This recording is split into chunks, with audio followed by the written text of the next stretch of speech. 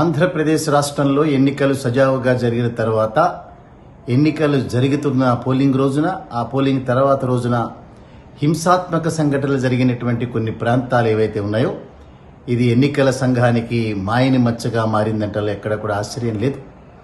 మొట్టమొదటి నుంచి కూడా ఆంధ్రప్రదేశ్ రాష్ట్రానికి సంబంధించి ఎన్నికల సంఘం తీసుకునేటటువంటి కొన్ని వివాదాస్పదమైనటువంటి నిర్ణయాలు ఏవైతే ఉన్నాయో అది ఫైనల్గా కూటమికి సంబంధించినటువంటి అభ్యర్థుల యొక్క వినతి మేరకు, అదే రకంగా భారతీయ జనతా పార్టీ రాష్ట్ర అధ్యక్షురాలు చేసినటువంటి విచిత్రమైనటువంటి రికమెండేషన్స్కి అనుగుణంగా ఎన్నికల సంఘం రియాక్ట్ అవ్వటం అనేటటువంటిది ఎన్నికల చరిత్రలో ఎప్పుడు కూడా చూడనటువంటి విషయం. పురంధరేశ్వరి ద్వారా చంద్రబాబు నాయుడు తనకున్నటువంటి శక్తియుక్తులన్నింటినీ వినియోగించి భారతీయ జనతా పార్టీకి సంబంధించినటువంటి ప్రముఖులైనటువంటి వారితో చర్చలు చేయటమే కాకుండా ముఖ్యంగా పల్నాడు ప్రాంతానికి, అదే రకంగా అనంతపురం ప్రాంతానికి సంబంధించినటువంటి సూపరింటెండెంట్లందరినీ కూడా తిరుపతికి కూడా వారిని మార్పు చేసి వారికి అనుగుణంగా ఉండేటటువంటి వ్యక్తుల్ని వేయమని చెప్పి అక్కడ రికమెండేషన్స్ చేయటం.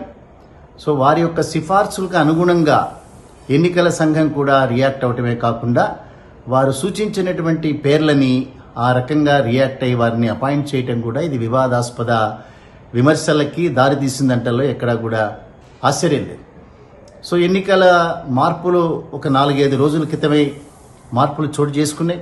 రాష్ట్ర ప్రభుత్వం గడిచినటువంటి 5 సంవత్సరాల కాలంలో శాంతి భద్రతలకు చాలా ప్రాముఖ్యత ఇవ్వటమే కాకుండా రాష్ట్రం మొత్తం మీద ఎక్కడ కూడా ఏ రకమైనటువంటి పెద్ద వివాదాస్పదమైనటువంటి నిర్ణయాలకి అనుగుణంగా ఎక్కడా గొడవలవటం కానీ లేదా చర్యలు చాలా తక్కువగా తీసుకోవటం కానీ చేయనటువంటి నేపథ్యంలో ఆంధ్రప్రదేశ్ రాష్ట్రంలో శాంతి భద్రతలు అనేక రాష్ట్రాల కంటే ముందున్నాయనేటటువంటిది కేంద్ర హోంశాఖ ఇచ్చినటువంటి అనేక రకాలైనటువంటి రివార్డులు కానీ వాటికి భిన్నంగా ఒక సిఎస్ని మార్చడం తప్ప రాష్ట్రంలో ఉండేటటువంటి చాలామంది ప్రముఖులందరినీ కూడా ఎన్నికల సంఘం మార్చివేసింది.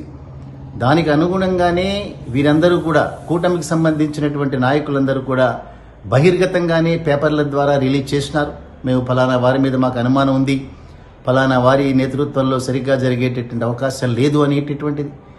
దానికి కారణంగానే మార్పులు చోటు చేసుకున్నటువంటి గుంటూరు పల్నాడు ప్రాంతంలో రిగ్గింగ్ జరిగింది.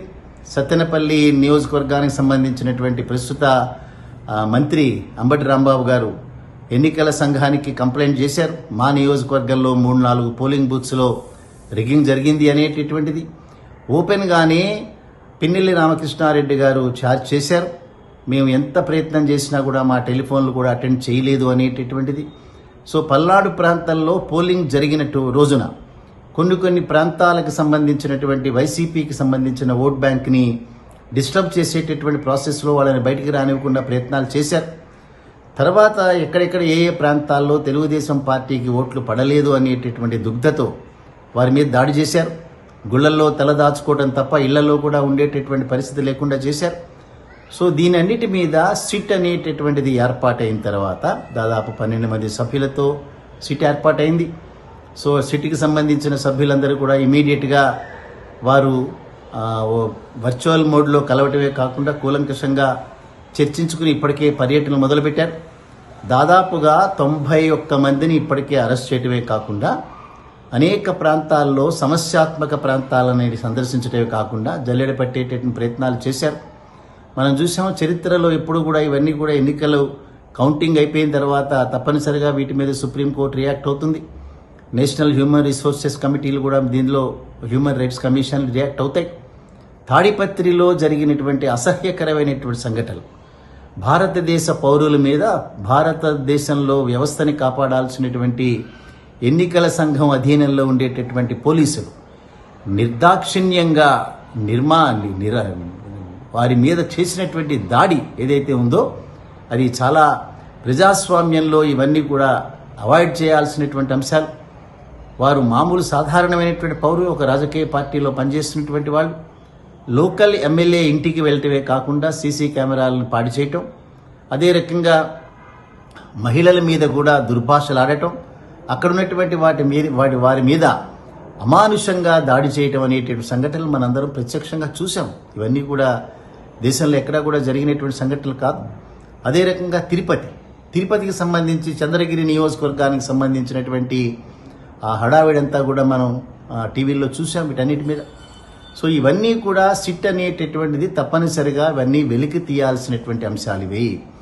ఇప్పటికే అనంతపురాన్ని సందర్శించారు, తాడిపత్రిని సందర్శించారు. అక్కడ ఉన్నటువంటి ఎవరైతే ఈ గొడవలకి కారణమైన వ్యక్తులు ఉన్నారో కొంతమందిని అదుపులోకి తీసుకున్నారు. తిరుపతిలో కూడా చంద్రగిరి నియోజకవర్గానికి సంబంధించినటువంటి అక్కడ కూడా రీపోలింగ్ జరపాలనేటటువంటి డిమాండ్ని ఒంగోలు పార్లమెంటుకి సంబంధించిన వైసీపీ అభ్యర్థి చెవిరెడ్డి భాస్కర్ రెడ్డి గారు డిమాండ్ చేశారు. చంద్రగిరి నియోజకవర్గంలో ఇవన్నీ ఈ రకమైనటువంటి రిగ్గింగ్ జరిగిందని అక్కడ ఉన్నటువంటి పోలింగ్ అధికారులు కూడా ఎన్నికల సంఘానికి నివేదించారు. సో ఏమైనప్పటికీ కూడా చంద్రగిరి నియోజకవర్గం ఏదైతే తిరుపతి ఎస్పీ కిందకు వస్తుందో తిరుపతి ఎస్పీని కూడా సస్పెండ్ చేశారు. అనంతపురం ఎస్పీని, గుంటూరు ఎస్పీని కూడా సస్పెండ్ చేశారు. అంటే ఇంత గొడవలకి కారణమైనటువంటి ఎస్పీలని సస్పెండ్ చేయటం అనేటటువంటిది చరిత్రలో చాలా అరుదుగా జరిగేటటువంటి సంఘటనలు. అంటే వారి నేతృత్వంలో కూడా ఉచ్చనీచాలు మర్చిపోయి ఏదో ఒక పార్టీకి కొమ్ము కాసేటటువంటి ప్రయత్నాలు చేయటం అనేటటువంటి చాలా దురదృష్టం. ప్రజాస్వామ్యంలో ఇటువంటి అధికారులు ఉండటం అనేటటువంటిది చాలా తీవ్రంగా మనం దాన్ని పరిగణించాల్సినటువంటి అంశం.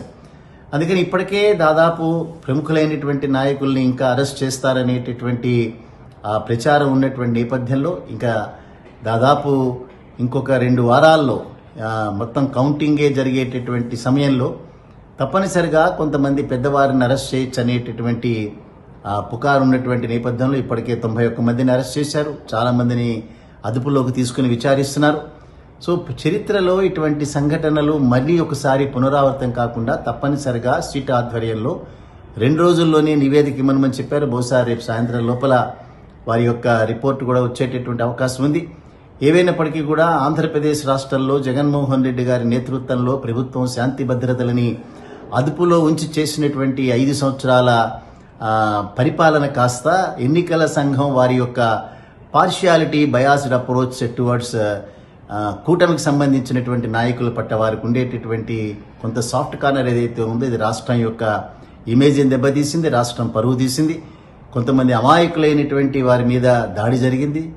అదృష్టవశాత్తు ప్రాణ నష్టం ఎక్కడ కూడా జరగలేదు. బట్ ఇవే కనుక కంటిన్యూ అయిన రోజున రేపొద్దున్న ప్రాణ నష్టం కూడా జరిగేటటువంటి ప్రమాదాలు ఉన్నాయి. కాబట్టి ఎవరు ఎంత పెద్దవారైనా తప్పనిసరిగా సిట్ అధికారులు చాలా అన్బయాస్డ్ రీతిలో వారి యొక్క రిపోర్ట్ ఇవ్వాలి. తక్షణమే ఎన్నికల సంఘం రియాక్ట్ అవ్వాలి.